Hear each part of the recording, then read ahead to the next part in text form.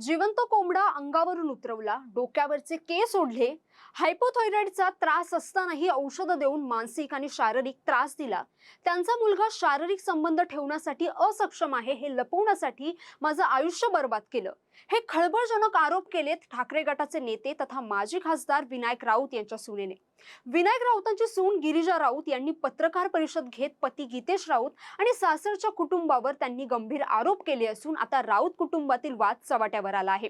नेमकं प्रकरण काय आहे, विनायक राऊतांच्या सुनेने नेमकं काय म्हटलंय, या आरोपांवर विनायक राऊत काय म्हणालेत, जाणून घेऊयात या व्हिडिओच्या माध्यमातून. नमस्कार, मी जान्हवी आणि आपण पाहत आहात टाइम महाराष्ट्र. ठाकरेंच्या शिवसेनेचे माजी खासदार विनायक राऊत यांच्यावर कौटुंबिक हिंसाचाराचा गुन्हा दाखल करण्यात आला आहे.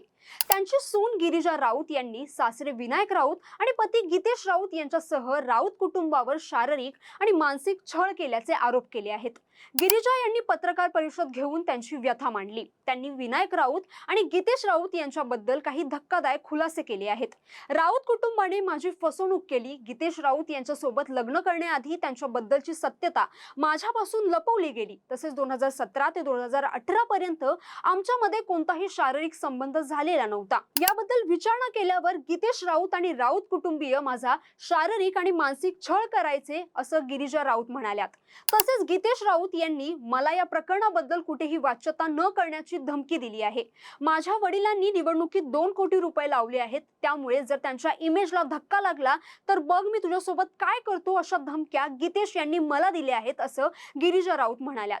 गीतेश यांची शारीरिक असक्षमता लपवण्यासाठी उलट माझ्यावरच अघोरी पूजा करण्यात आल्या होत्या, जेणेकरून माझ्यातच काहीतरी दोष आहे असं मला वाटलं पाहिजे, म्हणून त्यांनी हे अघोरी कृत्य करून मला मानसिक त्रास दिला आणि गेली 7 ते 8 वर्ष असाच माझा छळ केला गेला.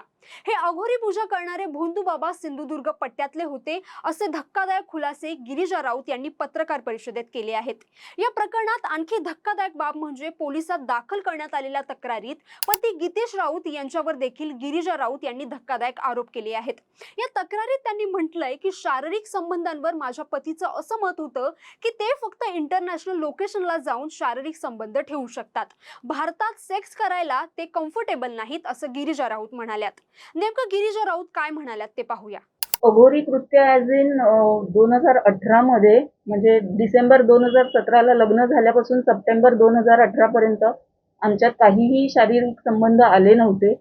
त्याच्यासाठी आमच्या फॅमिलीनी बसून बोलणी केली आणि असं ठरलं होतं की गणपतीवरून आल्यानंतर या गोष्टीवर काम करायला सुरू करू. पण गणपतीवरून आल्यानंतरच एक थोडक्यात अशी घाबरण्याची घटना झाली, ज्याला त्यांनी असं अघोरी सगळ्या ह्याचं इलाजांचं स्वरूप दिलं की ते अक्षरशः सप्टेंबर 2018 पासून 22 सालापर्यंत ते त्यांनी सुरू ठेवलं, ज्याच्यात हे अघोरी कृत्य प्लस माझं मेडिकल ट्रीटमेंट्स ज्या त्यांनी केल्या, हायपोथायरॉइड असूनही त्यांनी मला जे अँटी डिप्रेसंट्स वगैरे दिले, त्याच्यामुळे मला सर्वोपरीने त्यांनी प्रचंड त्रास दिलेला आहे. अघोरी कृत्य जसं की वेगवेगळ्या बाबांकडे इलाजासाठी म्हणून घेऊन जायचे, मग ते बाबा त्यांच्या परीने इलाज करत होते. कोण जिवंत कोंबडा अंगावरून उतरवत होता, कोण कणकेच्या भावल्या, तांब्याची तार, मांसाचे तुकडे घेतलेले, माझ्या अंगावरचे न धुतलेले वापरलेले कपडे घेऊन केसावरचे डोक्यावरचे केस ओढून अशा सगळ्या गोष्टी वापरून उतारे करत होते. कच्चं गोमूत्र किंवा हळद खायला देणे किंवा हे सगळे देवीच्या समोरची ती जी अगरबत्तीची उभी असते ती तीर्थ म्हणून असं एवढं पेला भरून प्यायला देणे, असं सगळे विचित्र प्रकार. म्हणजे फक्त त्यांच्या मुलाचं एक हे की तो शारीरिक संबंध करण्यासाठी असक्षम आहे हे लपवण्यासाठी त्यांनी हे सगळं पूर्ण प्लॅनिंग मी करून माझं आयुष्य बर्बाद केलेलं आहे. हे सगळे आरोप आता विनायक राऊतांनी फेटाळून लावले आहेत. विनायक राऊत म्हणाले की मी आणि माझ्या कुटुंबियावर लावलेले आरोप हे खोटे आहेत. गेल्या 3 वर्षांपासून गीतेश आणि गिरिजा एकत्र राहत नाहीत. 2018 मध्ये घटना घडली असं सांगते आणि 2026 मध्ये त्याची तक्रार दाखल करत आहेत. यातच काही काळं आहे. प्रत्येक वेळी तिचे आई वडील तिच्या सोबत होते. सध्या त्यांची घटस्फोट केस सुरू आहे अशी माहिती विनायक राऊतांनी दिली आहे. आज 2026 आहे, म्हणजे 22 साली किंवा 2018 ते 2022च्या दरम्यान झालेले हे जे काय असे जे प्रकार आहेत त्याची तक्रार ते 2026 मध्ये करतायत. यामुळे दिसून येते याच्या पाठीमागे काहीतरी काळेबेरं आहे.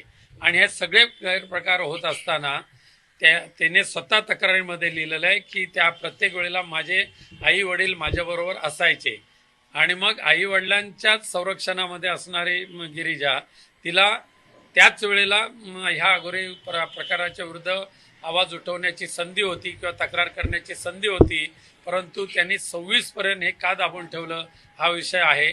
पण त्याचं खरं कारण असं आहे की आता गिरिजा राऊत यांनी DVची सूट फाईल केलेली आहे. म्हणजे हे 12 करोड रुपये मागितले DVच्या नोटीसमध्ये आणि त्याशिवाय दरमहा 5 लाख रुपये खर्च मागितलं.